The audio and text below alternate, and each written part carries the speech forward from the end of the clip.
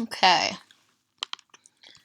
This is chapter 6, Cellular Energetics, an introduction to metabolism. The living cell is a miniature chemical factory where thousands of reactions occur. The cell extracts energy and applies energy to perform work. Some organisms even convert energy to light, as in bioluminescence. Metabolism is basically all of the chemical reactions in an organism. So it's all of the reactions that break down molecules and all of the reactions that put molecules together. A metabolic pathway begins with a specific molecule and ends with a product, and each step is catalyzed by a specific enzyme. So this is a metabolic pathway where we have a starting material, molecule A.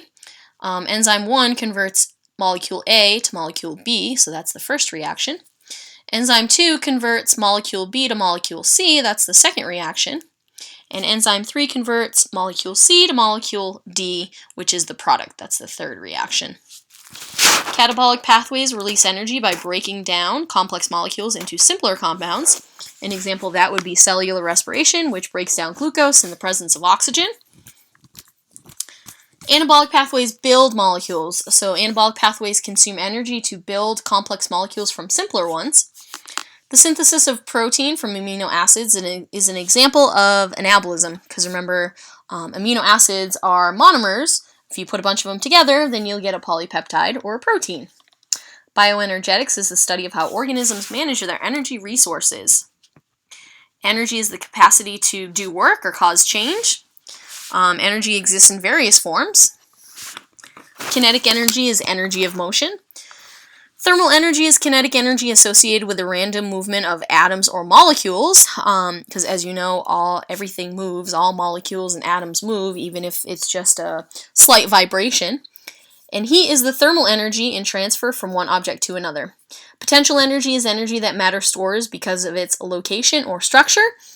So you could have, for example, gravitational potential energy if a person is standing on a diving board.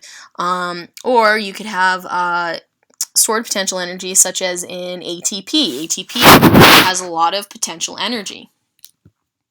Chemical energy is potential energy available for release in a chemical reaction. Energy can be converted from one form to another. Energy is never created or destroyed, but it can change forms. Like, for example, this diver who on the platform has a lot of gravitational potential energy. When they jump off of the diving board, that gravitational potential energy turns into kinetic energy. And then when the diver reaches the water, he has less potential energy in the water. Thermodynamics is the study of energy transformation. An isolated system, such as that approximated by liquid in a thermos, is isolated from its surroundings. In an open system, energy and matter can be transferred between the system and its surroundings. Organisms are open systems because, for example, we eat and we excrete waste. We breathe oxygen. We excrete carbon dioxide. According to the first law of thermodynamics, the energy of the universe is constant, so energy can't be created, it can't be destroyed, however, it can be transferred or transformed. The first law of thermodynamics is also called the principle of conservation of energy. Okay, so here we have our bear. So the first law of thermodynamics, there's chemical energy in the fish that he's eating. So he will convert that to energy that he can use within his body. And then we'll come back to the second picture. During every energy transfer or transformation, some energy is unusable and is often lost as heat. According to the second law of thermodynamics, every energy transfer or transformation increases the entropy of the universe.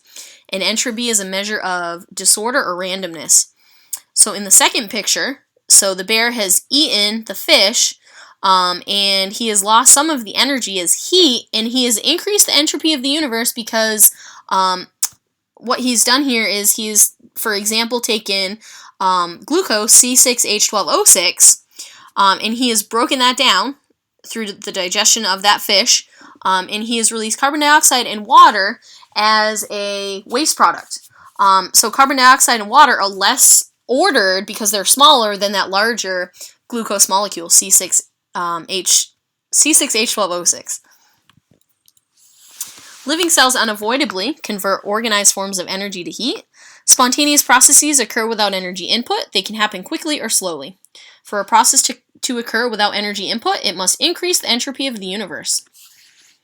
Cells create ordered structures from Cells create ordered structures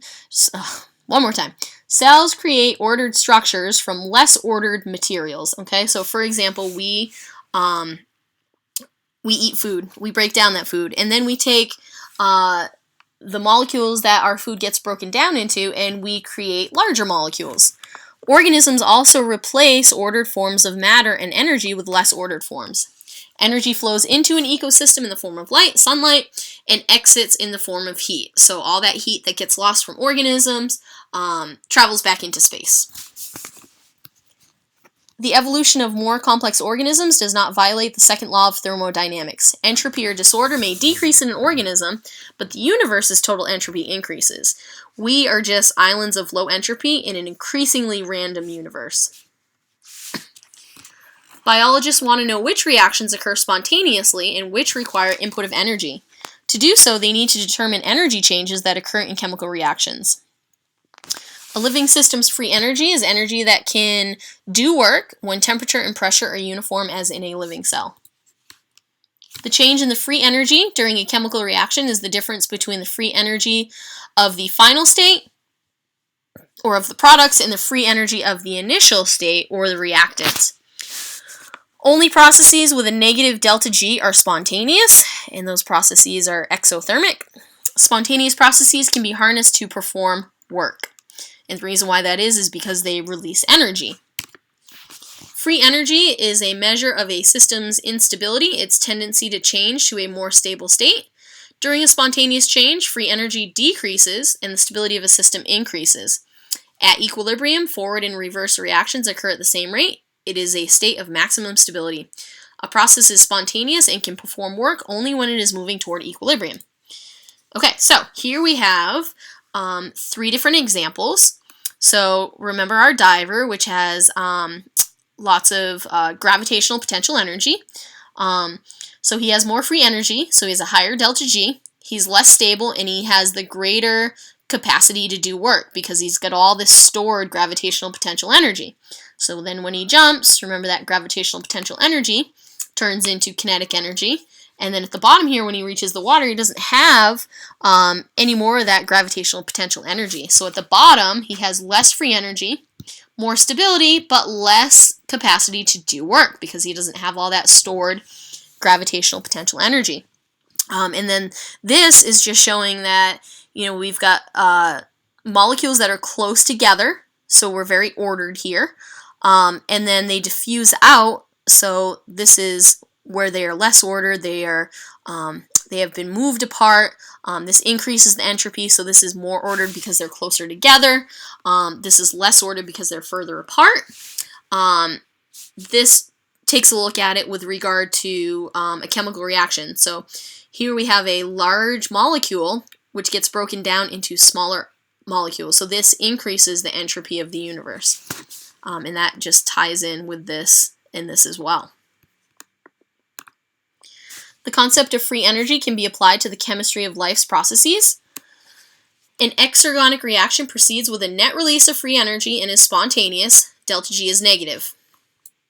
Okay, so here are reactants, lots of stored free energy, and then we have the reaction, and then our products have much lower free energy. So that energy had to go somewhere. So that energy gets released to the surroundings. Okay.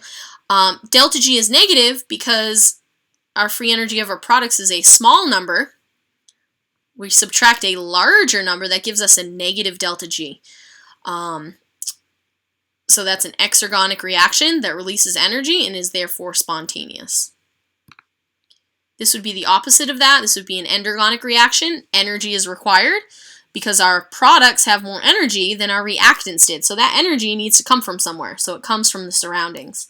In this case, delta G is positive because we have a large number subtracting a smaller number. So endergonic reaction, energy required. It is non-spontaneous because energy is required to push this reaction forward.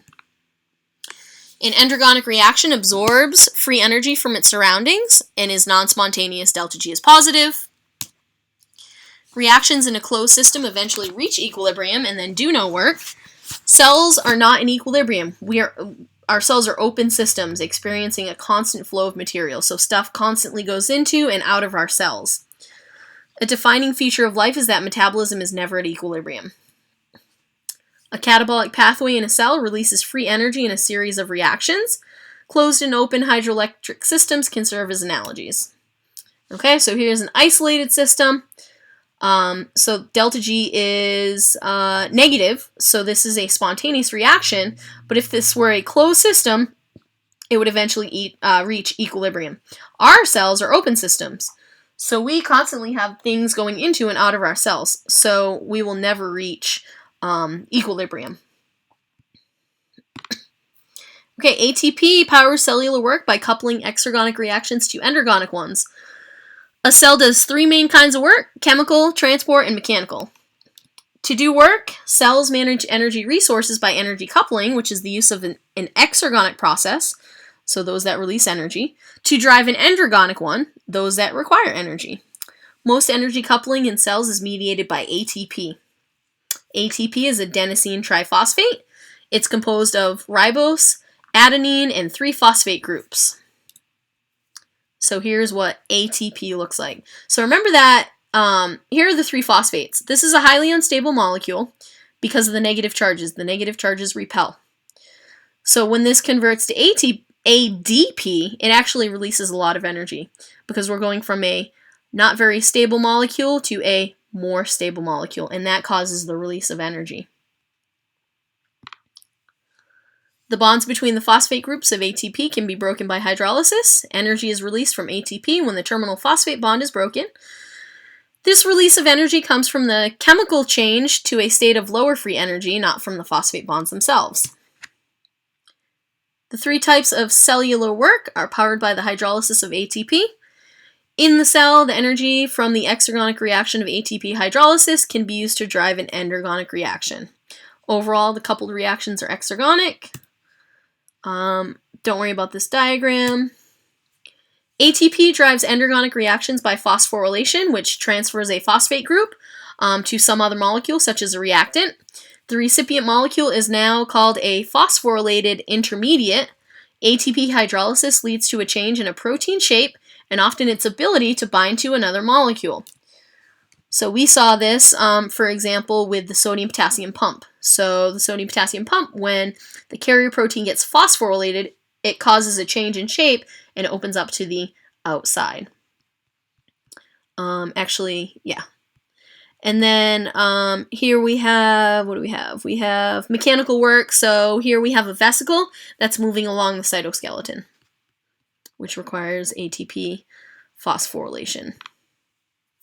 ATP is a renewable resource, so it gets regenerated by the addition of a phosphate group to adenosine diphosphate. The energy to phosphorylate ADP comes from catabolic reactions in the cell. The ATP cycle is a revolving door through which energy passes during its transfer from catabolic to anabolic pathways. Catabolic, those that break down; anabolic, those that build. And then here we have, this is just showing the regeneration of ATP, how it gets constantly recycled and reused. So energy from catabolism creates the ATP, and then ATP gets used, energy for cellular work. So ATP allows for cellular work, and it gets broken down into ADP plus an inorganic phosphate, and then that gets regenerated into ATP. Okay, we'll stop there.